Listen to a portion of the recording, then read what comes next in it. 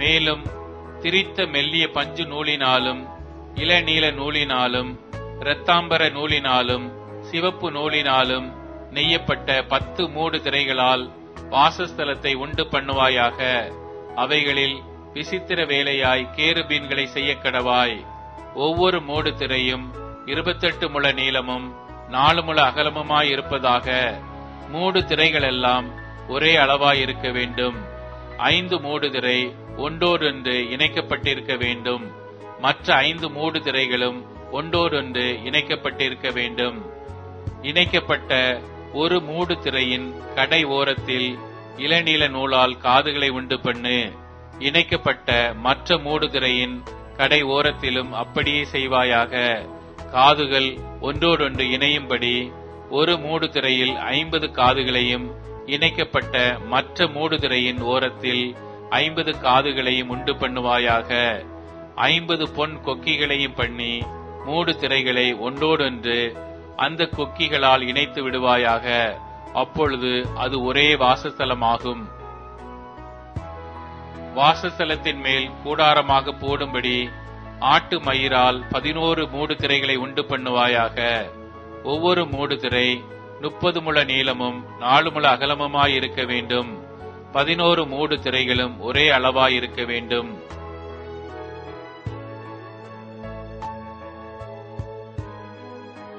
ஐந்து மூடு திரைகளை ஒன்றாகவும் 6 மூடு திரைகளை ஒன்றாகவும் இணைக்க வேண்டும்.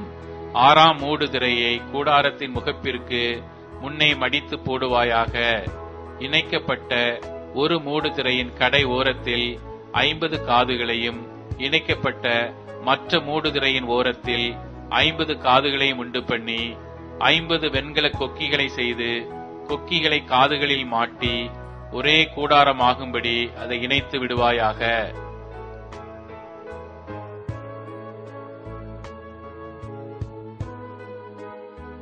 கூடாரத்தின் மூடு திரைகளில் மிச்சமான பாதி மூடு திரை வாசஸ்தலத்தின் பின்புறத்தில் தொங்க வேண்டும்.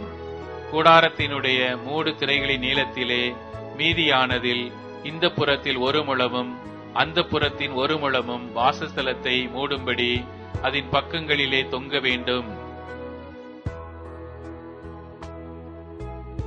சிவப்பு தீர்ந்த ஆட்டுக்கடா தோலினால் கூடாரத்திற்கு ஒரு மூடியையும் அதன் மேல் தகசு தோலால் ஒரு மூடியையும் உண்டு பண்ணுவாயாக. வாசஸ்தலத்துக்கு நிமிர்ந்து நிற்கும் பலகைகளையும் சீத்தி மரத்தால் உண்டு பண்ணுவாயாக. ஒவ்வொரு பலகையும் 10 முழ நீளமும் 1.5 முழ அகலமுமாயிருக்க வேண்டும். ஒவ்வொரு பலகைக்கும் ஒன்றோடொன்று ஒத்து இசைந்திருக்கும் 2 கழுந்துகள் இருக்க வேண்டும். வாசஸ்தலத்தின் பலகைகளுக்கெல்லாம் இப்படியே செய்வாயாக. வாசஸ்தலத்துக்காக செய்யப்படுகிற பலகைகளில் 20 பலகை தெற்கே தென் திசைக்கு எதிராக நிற்க கடவது. அந்த 20 பலகைகளின் கீழே வைக்கும் 40 வெள்ளி பாதங்களை உண்டு பண்ணுவாயாக. ஒரு பலகையின் கீழ் அதன் 2 கழுதுகளுக்கும் 2 பாதங்களும், மற்ற பலகையின் கீழ் அதன் 2 கழுதுகளுக்கும் 2 பாதங்களும் இருக்க வேண்டும். வாசஸ்தலத்தின் மறுபக்கமாகிய வடபுறத்திலும் 20 பலகைகளையும் அவைகளின் கீழ் 40 வெள்ளி பாதங்களையும் உண்டு பண்ணுவாயாக. ஒரு பலகையின் கீழ் 2 பாதங்களும் மற்ற பலகையின் கீழ் 2 பாதங்களும் இருக்க வேண்டும். வாசஸ்தலத்தின் மேற்புறத்திற்கு 6 பலகைகளையும் வாசஸ்தலத்தின் இரு பக்கத்திலும் உள்ள மூலைகளுக்கு 2 பலகைகளையும் உண்டு பண்ணுவாயாக. அவைகள் கீழே இசைக்கப்பட்டிருக்க வேண்டும். மேலேயும் ஒரு வளையத்தினால் இசைக்கப்பட்டிருக்க வேண்டும். 2 மூலைகளுக்கும் அப்படியே இருக்க வேண்டும். அவைகள் 2 மூலைகளுக்காகும். அந்தபடி 8 பலகைகள் இருக்க வேண்டும். ஒவ்வொரு பலகையின் கீழ் 2 பாதங்களாக 11 வெள்ளி பாதங்களும் இருக்க வேண்டும். சீத்தி மரத்தால் வாசஸ்தலத்தின் ஒரு பக்கத்து பலகைகளுக்கு 5 தாழ்பாள்களையும் வாசஸ்தலத்தின் மறுபக்கத்து பலகைகளுக்கு 5 தாழ்பாள்களையும் வாசஸ்தலத்தின் மேற்புறமான பின்பக்கத்து பலகைகளுக்கு 5 தாழ்பாள்களையும் பண்ணுவாயாக. நடு தாழ்பால் ஒரு முனை தொடங்கி மறுமுனை மட்டும் பலகைகளின் மையத்தில் உருவ பாய்ச்சப்பட்டிருக்க வேண்டும். பலகைகளை பொன் தகட்டால் மூடி தாழ்பால்களின் இடங்களாகிய அவைகளின் வளையங்களை பொன்னினால் பண்ணி தாழ்பால்களை பொன் தகட்டால் மூடக்கடவாய். இவ்விதமாக மலையின் மேல் உனக்கு காண்பிக்கப்பட்ட மாதிரியின்படியே வாசஸ்தலத்தை நிறுத்துவாயாக. இளநீல நூலும் இரத்தாம்பர நூலும் சிவப்பு நூலும் திரித்த மெல்லிய பஞ்சு நூலுமான இவற்றால் ஒரு திரைச்சீலையை உண்டு பண்ண கடவாய். அதிலே விசித்திர வேலையால் செய்யப்பட்ட கேருபீன்கள் வைக்கப்பட வேண்டும். சீத்தி மரத்தினால் செய்து பொன் தகட்டால் மூடப்பட்ட 4 தூண்களிலே அதை தொங்கவிடு. அந்த தூண்கள் 4 வெள்ளி பாதங்கள் மேல் நிற்கவும் அவைகளின் கொக்கிகள் பொன்னினால் செய்யப்படவும் வேண்டும். கொக்கிகளின் கீழே அந்த திரைச்சீலையை தொங்கவிட்டு சாட்சி பெட்டியை அங்கே திரைக்குள்ளாக வைக்க கடவாய். அந்த திரைச்சீலை பரிசுத்த ஸ்தலத்திற்கும் மகா பரிசுத்த ஸ்தலத்திற்கும் பிரிவை உண்டாக்கும். மகா பரிசுத்த ஸ்தலத்திலே சாட்சி பெட்டியின் மீதில் கிருபாசனத்தை வைப்பாயாக. திரைக்கு புறம்பாக மேஜையையும் மேஜைக்கு எதிரே வாசஸ்தலத்தின் தென்புறமாக குத்து விளக்கையும் வைத்து மேஜையை வடபுறமாக வைப்பாயாக. இளநீல நூலும் இரத்தாம்பர நூலும் சிவப்பு நூலும் திரித்த மெல்லிய பஞ்சு நூலும் ஆகிய இவற்றால் சித்திர தையல் வேலையான ஒரு தொங்குதிரையும் கூடாரத்தின் வாசலுக்கு உண்டாக்கி அந்த தொங்குதிரைக்கு சீத்தி மரத்தால் 5 தூண்களை செய்து அவைகளை பொன் தகட்டால் மூடி அவைகளுக்கு பொன் கொக்கிகளை உண்டாக்கி அவைகளுக்கு 5 வெண்கல பாதங்களை வார்ப்பிக்க கடவாய்.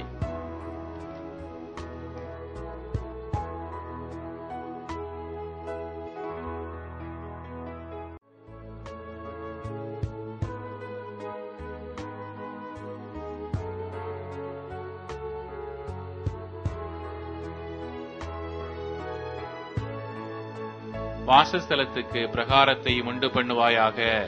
தெற்கே தென் திசைக்கு எதிரான பிரகாரத்துக்கு திரித்த மெல்லிய பஞ்சு நூலால் செய்யப்பட்ட 100 முழ நீளமான தொங்கு திரைகள் இருக்க வேண்டும். அவைகளுக்கு வெண்கலத்தினாலே 20 தூண்களும் 20 பாதங்களும் இருக்க வேண்டும். தூண்களின் கொக்கிகளும் அவைகளின் பூண்களும் வெள்ளியினால் செய்யப்பட வேண்டும். அப்படியே வடபக்கத்தின் நீளத்திற்கும் 100 முழ நீளமான தொங்கு திரைகள் இருக்க வேண்டும். அவைகளுக்கு 20 தூண்களும் அவைகளுக்கு 20 பாதங்களும் வெண்கலமாய் இருக்க வேண்டும். தூண்களின் கொக்கிகளும் பூண்களும் வெள்ளியினால் செய்யப்பட வேண்டும். பிரகாரத்தின் மேற்பக்கமான அகலத்திற்கு 50 முழ நீளமான தொங்கு திரைகள் இருக்க வேண்டும்.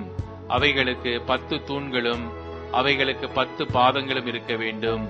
சூரியன் உதிக்கிற திசையாகிய கீழ்பக்கத்தின் பிரகாரம் 50 முழ அகலமாய் இருக்க வேண்டும். அங்கே ஒரு புறத்திற்கு 15 முழ நீளமான தொங்கு திரைகளும் அவைகளுக்கு 3 தூண்களும் அவைகளுக்கு 3 பாதங்களும் இருக்க வேண்டும். மறுபுறத்து 15 முழ நீளமான தொங்கு திரைகளும் அவைகளுக்கு 3 தூண்களும் அவைகளுக்கு 3 பாதங்களும் இருக்க வேண்டும்.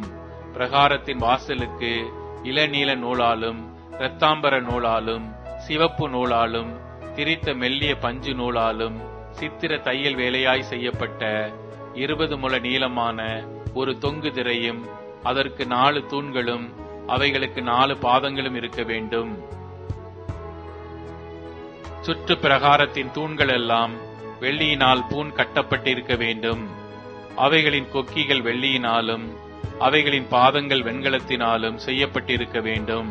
பிராகாரத்தின் நீளம் 100 முழமும் இருபுறத்து அகலம் 50 முழமும் உயரம் 5 முழமுமாயிருப்பதாக. அதன் தொங்கல்கள் திரித்த மெல்லிய பஞ்சு நூலினால் செய்யப்பட்டு அதன் தூண்களின் பாதங்கள் வெண்கலமாயிருக்க வேண்டும். வாசஸ்தலத்துக்கு அடுத்த சகல பணிவிடைக்கு தேவையான எல்லா பனி மூட்டுகளும் அதன் எல்லா முளைகளும் பிரகாரத்தின் எல்லா முளைகளும் வெண்கலமாயிருக்க வேண்டும்.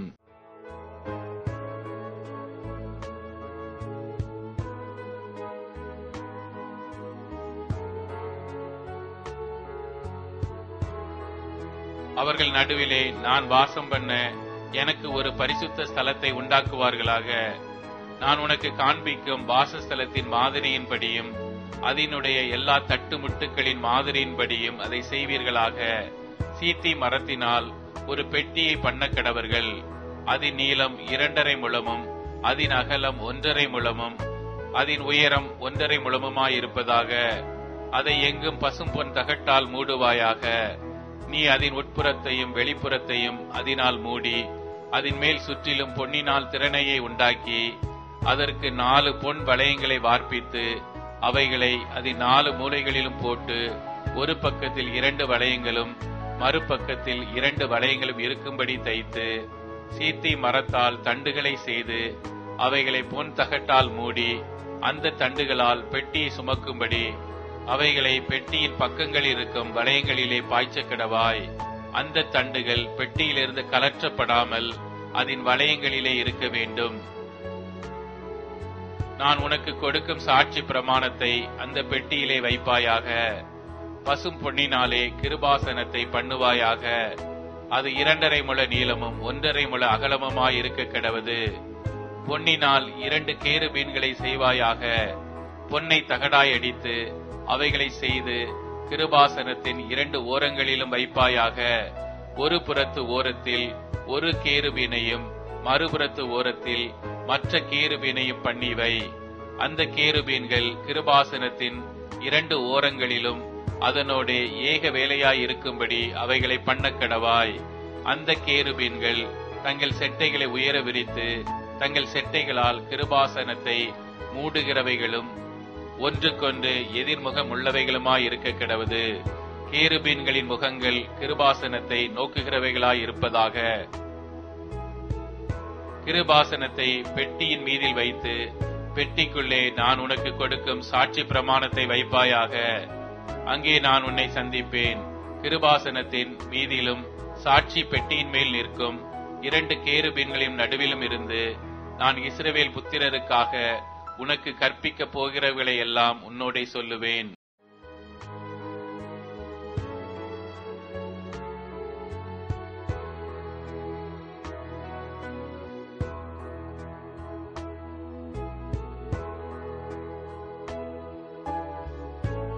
சீத்தி மரத்தால் ஒரு மேஜையையும் பண்ணுவாயாக.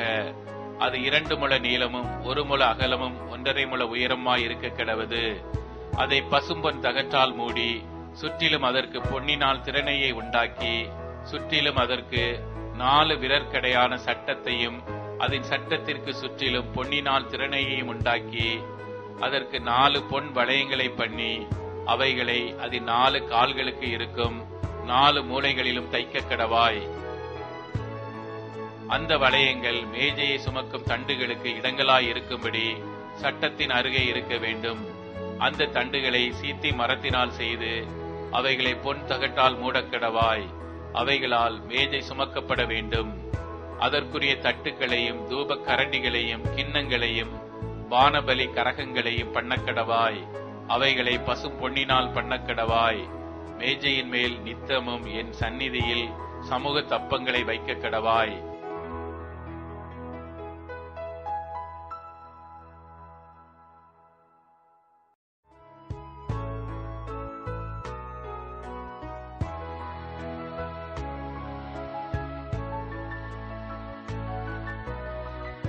பசும் பொன்னினால் ஒரு குத்து விளக்கையும் உண்டாக்குவாயாக.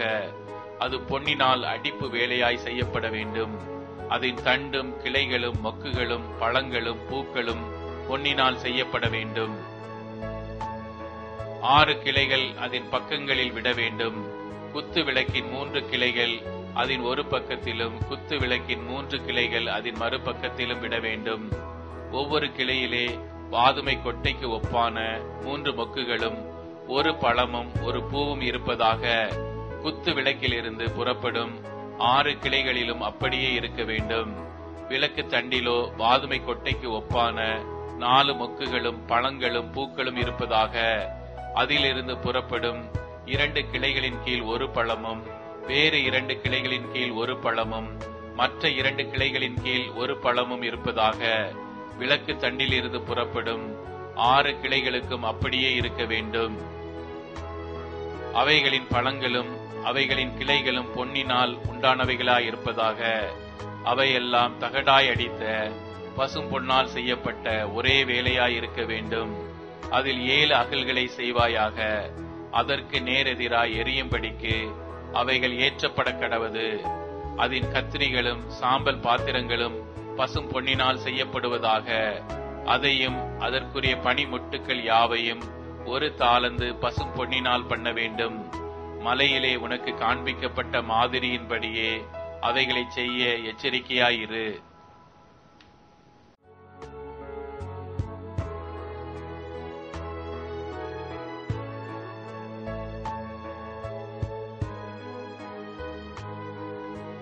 ஐந்து முழ நீளமும் 5 முழ அகலமுமாக சீத்தி மரத்தால் பலிபீடத்தை உண்டு பண்ணுவாயாக. அது சதுரமும் 3 முழ உயரமுமாயிருப்பதாக. அதன் 4 மூலைகளிலும் 4 கொம்புகளை உண்டாக்குவாயாக. அதன் கொம்புகள் அதனோட ஏகமாயிருக்க வேண்டும். அதை வெண்கல தகட்டால் மூட வேண்டும். அதன் சாம்பலை எடுக்கத்தக்க சட்டிகளையும் கரண்டிகளையும் கிண்ணிகளையும் முள் துறடுகளையும் நெருப்பு சட்டிகளையும் உண்டாக்குவாயாக. அதன் பனிமுட்டுக்களை எல்லாம் வெண்கலத்தால் பண்ணுவாயாக. வலைப்பின்னல் போன்ற ஒரு வெண்கல சல்லடையை பண்ணி அந்த சல்லடையின் 4 மூலைகளிலும் 4 வெண்கல வளையங்களை உண்டாக்கி அந்த சல்லடை பலிபீடத்தின் பாதி உயரத்தில் இருக்கும்படி அதை தாழ பலிபீடத்தின் சுற்றடைப்புக்கு கீழாக வைப்பாயாக. பலிபீடத்துக்கு சீத்தி மரத்தால் தண்டுகளையும் பண்ணி அவைகளை வெண்கல தகட்டால் மூடுவாயாக. பலிபீடத்தை சுமக்கத்தக்கதாக அந்த தண்டுகள் அதன் 2 பக்கங்களிலும் வளையங்களிலே பாய்ச்சப்பட்டிருக்க வேண்டும். அதை உள் வெளிவிட்டு பலகைகளினாலே பண்ண வேண்டும். மலையில் உனக்கு காண்பிக்கப்பட்டபடியே அதை பண்ண கடவர்கள்.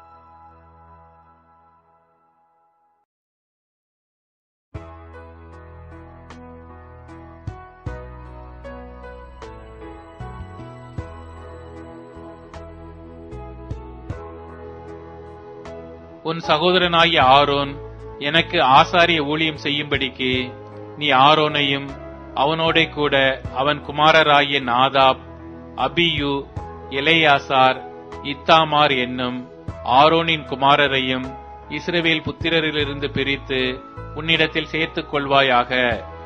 உன் சகோதரனாகிய ஆரோனுக்கு மகிமையும் அலங்காரமுமாய் இருக்கும் பொருட்டு பரிசுத்த வஸ்திரங்களை உண்டு பண்ணுவாயாக.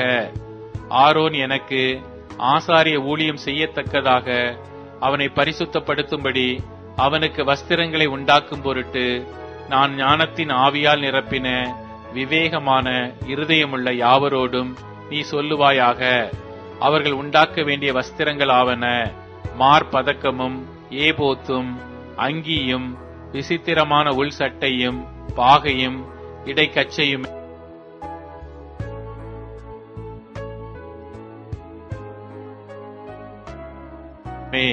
உன் சகோதரனாகிய ஆரோன் எனக்கு ஆசாரிய ஊழியம் செய்யும்படி அவனுக்கும் அவன் குமாரருக்கும் பரிசுத்த வஸ்திரங்களை உண்டு பண்ண வேண்டும். அவர்கள் பொன்னும் இளநீல நூலும் இரத்தாம்பர நூலும் சிவப்பு நூலும் மெல்லிய பஞ்சு நூலும் சேகரிப்பார்களாக.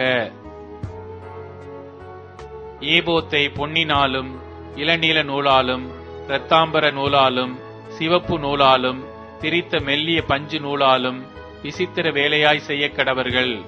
அது ஒன்றாக இணைக்கப்படும் பொருட்டு 2 தோள் துண்டுகளின் மேலும் அதன் 2 முனைகளும் சேர்க்கப்பட வேண்டும்.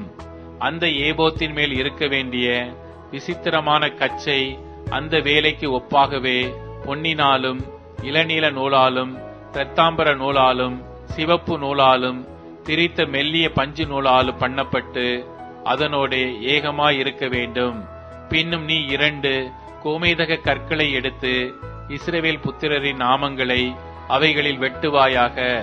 அவர்கள் பிறந்த வரிசையின்படியே அவர்களுடைய நாமங்களில் 6 நாமங்கள் ஒரு கல்லிலும் மற்ற 6 நாமங்கள் மறு கல்லிலும் இருக்க வேண்டும்.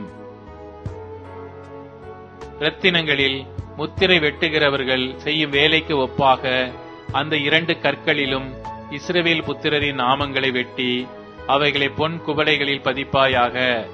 ஆரோன் கர்த்தருக்கு முன்பாக தன் 2 தோள்களின் மேலும் இஸ்ரவேல் புத்திரரின் நாமங்களை ஞாபக குறியாய் சுமந்து வர அந்த 2 கற்களையும் ஏபோத்து தோள்களின் மேல் அவர்களை நினைக்கும்படியான கற்களாக வைக்க கடவாய். பொன்னினால் வளையங்களை பண்ணி சரியான அளவுக்கு பின்னல் வேலையான 2 சங்கிலிகளையும் பசும் பொன்னினால் உண்டாக்கி அந்த சங்கிலிகளை அந்த வளையங்களில் பூட்டுவாயாக. நியாய விதி மார்பதக்கத்தையும் விசித்திர வேலையாய் செய்வாயாக. அதை ஏபோத்து வேலைக்கு ஒப்பாக பொன்னினாலும் இளநீல நூலாலும் இரத்தாம்பர நூலாலும் சிவப்பு நூலாலும் திரித்த மெல்லிய பஞ்சு நூலாலும் செய்வாயாக. அது சதுரமும் இரட்டையும் 1 ஜான் நீளமும் 1 ஜான் அகலமுமாயிருக்க வேண்டும். அதிலே 4 பத்தி இரத்தின கற்களை நிறைய பதிப்பாயாக. முதலாம் பத்தி பத்ம ராகமும் புஷ்ப ராகமும் மாணிக்கமும், 2ஆம் பத்தி மரகதமும் இந்திர நீலமும் வச்சிரமும், 3ஆம் பத்தி கெம்பும் வைடூரியமும் சுகந்தியும், 4ஆம் பத்தி படிக பச்சையும் கோமேதகமும் எஸ்பியுமாயிருப்பதாக. இவைகள் அந்தந்த பத்தியில் பொன்னினாலே பதித்திருக்க வேண்டும். இந்த கற்கள் இஸ்ரவேல் புத்திரருடைய நாமங்களின்படியே 12 அவர்களுடைய நாமங்கள் அவைகளில் வெட்டப்பட்டவைகளுமாயிருக்க வேண்டும். 12 கோத்திரங்களில் ஒவ்வொன்றினுடைய நாமம் ஒவ்வொன்றிலே முத்திரை வெட்டாய் வெட்டியிருக்க வேண்டும். மார்பதக்கத்திற்கு அதன் பக்கங்களிலே பின்னல் வேலையான பசும்பொன் சங்கிலிகளையும் பண்ணி, அந்த மார்பதக்கத்திற்கு 2 பொன் வளையங்களையும் பண்ணி, அந்த 2 வளையங்களையும் மார்பதக்கத்தின் 2 பக்கங்களிலே வைத்து, பொன்னினால் செய்த அந்த 2 பின்னல் வேலையான சங்கிலிகளையும் மார்பதக்கத்தின் பக்கங்களில் இருக்கிற 2 வளையங்களில் மாட்டி, அவ்விரண்டு பின்னல் வேலையான சங்கிலிகளின் 2 நுனிகளை ஏபோத்து தோள் துண்டின் மேல் அதன் முற்புறத்தில் இருக்கிற 2 வளையங்களில் மாட்டுவாயாக.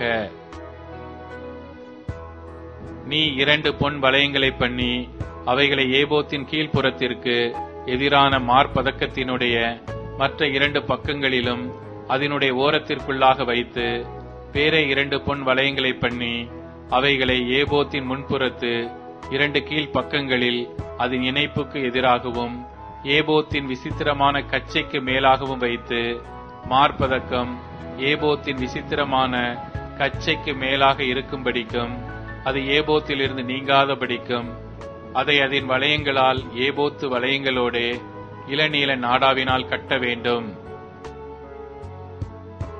ஆரோன் பரிசுத்த ஸ்தலத்திற்குள் பிரவேசிக்கும் போது இஸ்ரவேல் புத்திரரின் நாமங்களை தன் இருதயத்தின் மேல் இருக்கும் நியாய விதி மார்பதக்கத்திலே கர்த்தருடைய சன்னிதானத்தில் ஞாபகக்குறியாக எப்பொழுதும் தரித்துக் கொள்ள கடவன். நியாய விதி மார்பதக்கத்திலே ஊரீம் தும்மீம் என்பவைகளை வைப்பாயாக. ஆரோன் கர்த்தருடைய சன்னிதானத்தில் பிரவேசிக்கும் போது அவைகள் அவன் இருதயத்தின் மேல் இருக்க வேண்டும். ஆரோன் தன் இருதயத்தின் மேல் இஸ்ரவேல் புத்திரருடைய நியாய விதிகளை கர்த்தருடைய சன்னிதானத்தில் எப்பொழுதும் தரித்துக் கொள்ள வேண்டும். ஏபோத்தின் கீழ் அங்கியை முழுவதும் இளநீல நூலால் உண்டாக்க கடவாய். தலை நுழைகிற அதன் துவாரம் அதன் நடுவில் இருக்கவும், அதன் துவாரத்துக்கு நெய்யப்பட்ட வேலையான ஒரு நாடா சுற்றிலும் இருக்கவும் வேண்டும். அது கிழியாதபடிக்கு மார்க்கவசத்தின் துவாரத்துக்கு ஒத்தாக இருக்க வேண்டும். அதன் கீழோரங்களில் இளநீல நூல், இரத்தாம்பர நூல், சிவப்பு நூல் வேலையால் செய்யப்பட்ட மாதளம் பழங்களையும் அவைகளுக்கு இடையிடையே சுற்றிலும் பொன்மணிகளையும் அதன் ஓரங்களில் சுற்றிலும் தொங்கும்படி பண்ணி வைக்க வேண்டும். அங்கியின் ஓரங்களில் சுற்றிலும் ஒரு பொன்மணியும் ஒரு மாதளம் பழமும், ஒரு பொன்மணியும் ஒரு மாதளம் பழமுமாய் தொங்குவதாக.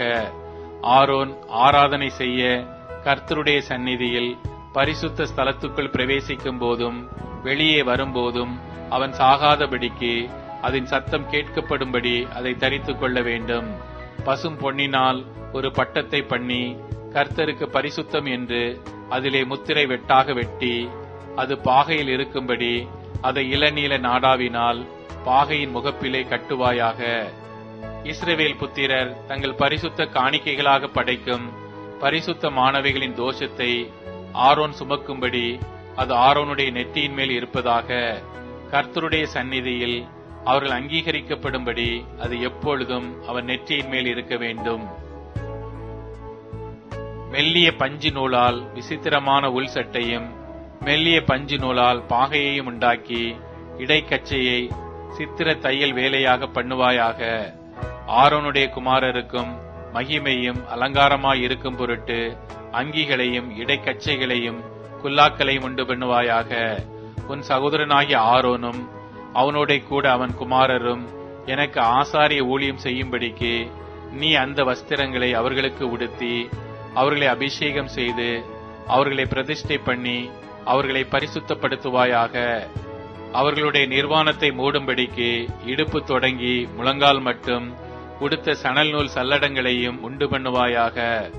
ஆரோனும் அவன் குமாரரும் பரிசுத்த ஸ்தலத்திலே ஆராதனை செய்ய ஆசரிப்பு கூடாரத்திற்குள் பிரவேசிக்கும் போதும் பலிபீட தண்டைக்கு சேரும் போதும் அக்கிரமம் சுமந்து அவர்கள் சாகாதபடிக்கு அவைகளை தரித்திருக்க வேண்டும். இது அவனுக்கும் அவனுக்கு பின்வரும் சந்ததிக்கும் நித்திய கட்டளை.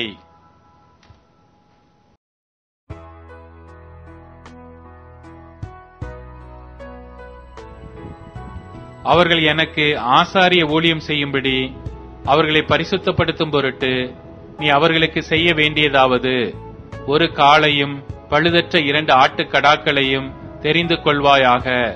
புளிப்பில்லா அப்பத்தையும் எண்ணெயிலே பிசைந்த புளிப்பில்லா அதிரசங்களையும் எண்ணெய் பூசப்பட்ட புளிப்பில்லா அடைகளையும் கோதுமையின் மெல்லிய மாவினால் பண்ணி அவைகளை ஒரு கூடையிலே வைத்து கூடையோடே அவைகளையும் காளையையும் 2 ஆட்டுக்கடாக்களையும் கொண்டு வந்து ஆரோனையும் அவன் குமாரரையும் ஆசரிப்பு கூடாரத்தின் வாசல் முன்பாக சேரப்பண்ணி அவர்களை தண்ணீரினால் கழுவி அந்த வஸ்திரங்களை எடுத்து ஆரோனுக்கு உள் சட்டையும் ஏபோத்தின் கீழ் அங்கியையும் ஏபோத்தையும் மார்பதக்கத்தையும் தரித்து ஏபோத்தின் விசித்திரமான கச்சையையும் அவனுக்கு கட்டி அவன் தலையிலே பாகையையும் வைத்து பரிசுத்த கிரீடத்தை பாகையின் மேல் தரித்து அபிஷேக தைலத்தையும் எடுத்து அவன் தலையின் மேல் வார்த்து அவனை அபிஷேகம் செய்வாயாக.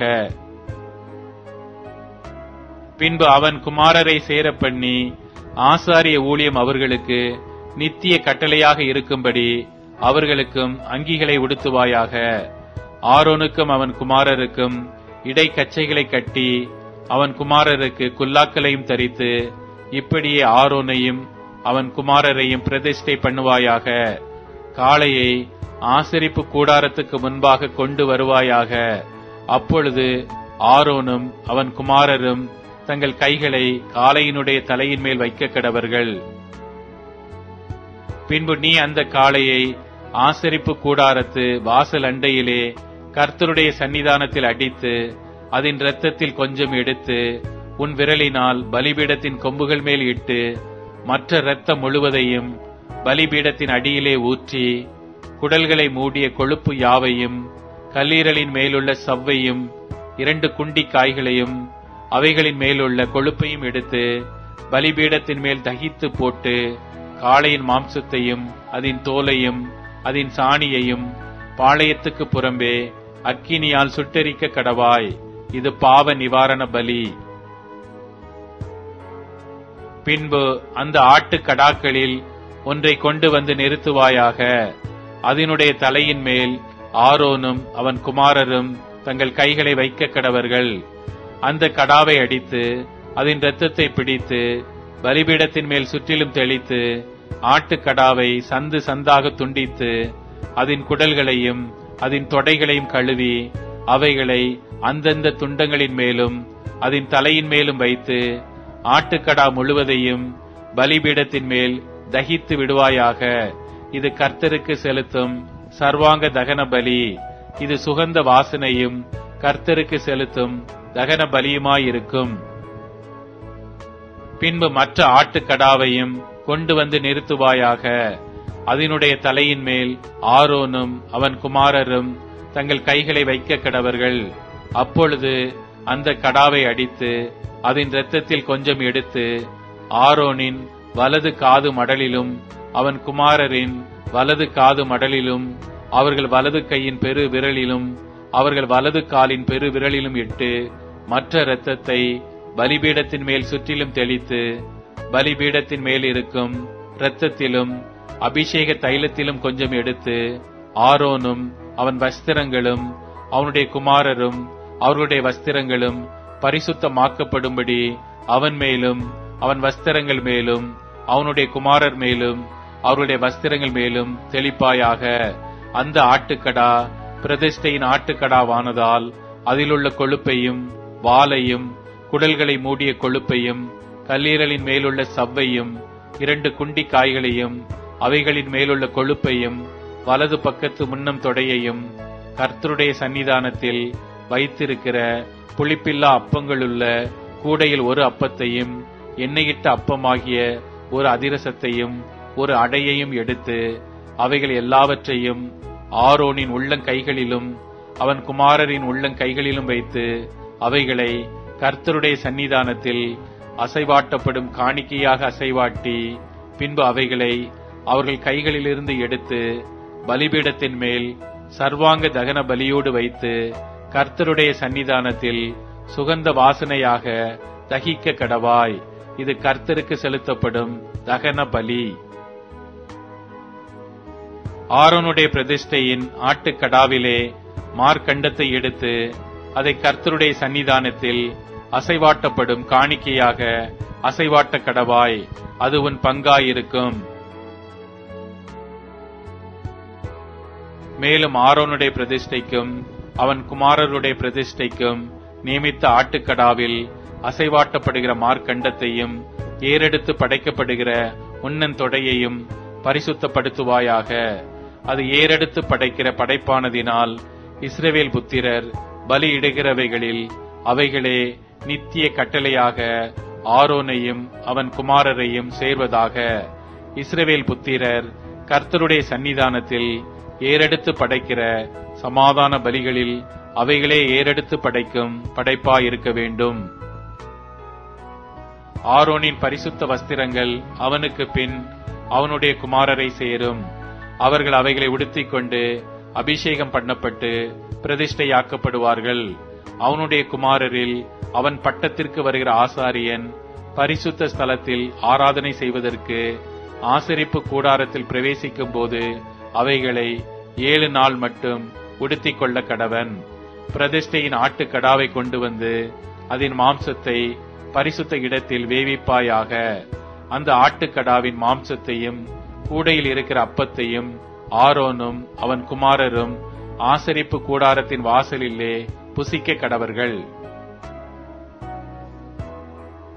அவர்களை பிரதிஷ்டை பண்ணி பரிசுத்தப்படுத்தும் பொருட்டு அவைகளால் பாவ நிவர்த்தி செய்யப்பட்டபடியால் அவைகளை அவர்கள் புசிக்க கடவர்கள். அந்நியனோ அவைகளை புசிக்கலாகாது. அவைகள் பரிசுத்தமானவைகள். பிரதிஷ்டையின் மாம்சத்திலும் அப்பத்திலும் ஏதாகிலும் விடியற் காலம் மட்டும் மீந்திருந்ததானால் அதை அக்கினியாலை சுட்டெரிப்பாயாக. அது புசிக்கப்படலாகாது. அது பரிசுத்தமானது. இந்த பிரகாரம் நான் உனக்கு கட்டளையிட்டபடி எல்லாவற்றையும் நீ ஆரோனுக்கும் அவன் குமாரருக்கும் செய்வாயாக. 7 நாளளவும் நீ அவர்களை பிரதிஷ்டை பண்ணி பாவ நிவர்த்திக்காக ஒவ்வொரு நாளிலும் ஒவ்வொரு காளையை பாவ நிவாரண பலியாக பலியிட்டு பலிபீடத்துக்காக பிராயச்சித்தம் செய்தபின் அந்த பலிபீடத்தை சுத்தி செய்ய வேண்டும். அதை பரிசுத்தப்படுத்தும்படி அதை அபிஷேகம் பண்ண கடவாய். 7 நாளளவும் பலிபீடத்திற்காக பிராயச்சித்தம் செய்து அதை பரிசுத்தமாக்க கடவாய். பலிபீடமானது மகா பரிசுத்தமாயிருக்கும். பலிபீடத்தை தொடுகிறதெல்லாம் பரிசுத்தமாகும். பலிபீடத்தின் மேல் நீ பலியிட வேண்டியது என்னவெனில், இடைவிடாமல் ஒவ்வொரு நாளிலும் ஒரு வயதான 2 ஆட்டுக்குட்டிகளை பலியிட வேண்டும். ஒரு ஆட்டுக்குட்டியை காலையிலும் மற்ற ஆட்டுக்குட்டியை மாலையிலும் பலியிடுவாயாக. ஒரு மரக்காலிலே 10 பங்கானதும் இடித்து பிழிந்த கார்படி எண்ணெயிலே பிசைந்ததுமாகிய மெல்லிய மாவையும் பான பலியாக 1/4 படி திராட்சை ரசத்தையும் ஒரு ஆட்டுக்குட்டியுடனே படைப்பாயாக. மற்ற ஆட்டுக்குட்டியை மாலையிலே பலியிட்டு காலையிலே செலுத்தின போஜன பலிக்கும் பான பலிக்கும் ஒத்த பிரகாரம் அதை கர்த்தருக்கு சுகந்த வாசனையான தகன பலியாக படைக்க கடவாய். உன்னுடனே பேசும்படி நான் உங்களை சந்திக்கும் இடமாயிருக்கிற ஆசரிப்பு கூடாரத்தினுடைய வாசலாகிய கர்த்தருடைய சந்நிதியிலே உங்கள் தலைமுறை தோறும் செலுத்தப்பட வேண்டிய நித்திய சர்வாங்க தகன பலி இதுவே. அங்கே இஸ்ரவேல் புத்திரரை சந்திப்பேன். அந்த ஸ்தலம் என்னுடைய மகிமையினால் பரிசுத்தமாக்கப்படும். ஆசரிப்பு கூடாரத்தையும் பலி பீடத்தையும் நான் பரிசுத்தமாக்குவேன். எனக்கு ஆசாரிய ஊழியம் செய்யும்படி ஆரோனையும் அவன் குமாரரையும் பரிசுத்தப்படுத்தி இஸ்ரவேல் புத்திரரின் நடுவே நான் வாசம் பண்ணி அவர்களுக்கு தேவனாயிருப்பேன். தங்கள் நடுவே நான் வாசம் பண்ணும்படி தங்களை எகிப்து தேசத்திலிருந்து புறப்பட பண்ணின நான் தங்கள் தேவனாகிய கர்த்தர் என்று அவர்கள் அறிவார்கள். நானே அவர்கள் தேவனாகிய கர்த்தர்.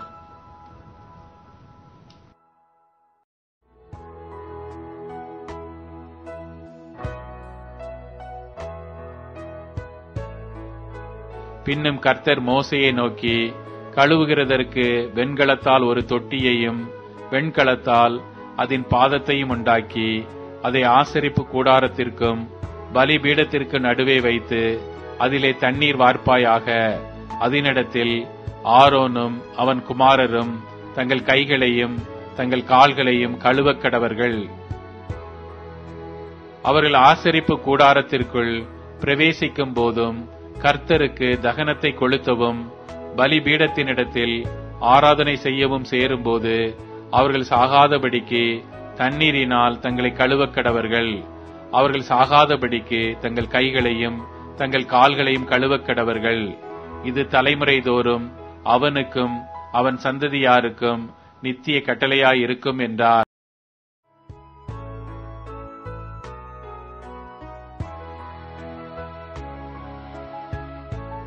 தூபம் காட்டுகிறதற்கு ஒரு தூப பீடத்தையும் சீத்தி மரத்தினால் உண்டாக்குவாயாக. அது 1 முழ நீளமும் 1 முழ அகலமுமான சதுரமும் 2 முழ உயரமுமாயிருக்க வேண்டும். அதன் கொம்புகள் அதனோட ஏகமுகமாயிருக்க வேண்டும். அதன் மேற்புறத்தையும் சுற்றுப்புறத்தையும் அதன் கொம்புகளையும் பசும்பொன் தகட்டால் மூடி சுற்றிலும் அதற்கு பொன் திறனையை உண்டு பண்ணி அந்த திறனையின் கீழே அதன் 2 பக்கங்களிலும் அதை சுமக்கும் தண்டுகளின் இடங்களாகிய அதன் 2 பக்கத்து 2 மூலைகளிலும் 2 பொன் வளையங்களை உண்டாக்குவாயாக. அந்த தண்டுகளையும் சீத்தி மரத்தால் பண்ணி அவைகளையும் பொன் தகட்டால் மூடக்கடவாய். சாட்சி பெட்டிக்கு முன்னிருக்கும் திரைச்சீலைக்கும் நான் உன்னை சந்திக்கும் இடமாகிய சாட்சி சந்நிதியின் மேலுள்ள கிருபாசனத்துக்கும் முன்பாக அதை வைக்க கடவாய். ஆரோன் காலைதோறும் அதன் மேல் சுகந்த தூபம் காட்ட வேண்டும். மாலையில் விளக்கேற்றும் போதும் அதன் மேல் தூபம் காட்ட கடவன். விளக்குகளை விளக்கும் போதும் அதன் மேல் தூபம் காட்ட வேண்டும். உங்கள் தலைமுறை தோறும் கர்த்தருடைய சந்நிதியில் காட்ட வேண்டிய நித்திய தூபம் இதுவே. அதன் மேல் அந்நிய தூபத்தை ஆகிலும் தகன பலியை ஆகிலும் போஜன பலியை ஆகிலும் படைக்க வேண்டாம். அதன் மேல் பான பலியை ஊற்றவும் வேண்டாம். வருஷத்தில் ஒருமுறை ஆரோன் பாவ நிவாரண பலியின் இரத்தத்தினால் அதன் கொம்புகளின் மேல் பிராயச்சித்தம் பண்ணுவானாக. உங்கள் தலைமுறை தோறும் வருஷத்தில் ஒருமுறை அதன் மேல் பிராயச்சித்தம் பண்ணுவானாக. அது கர்த்தருக்கு மகா பரிசுத்தமானது என்றார்.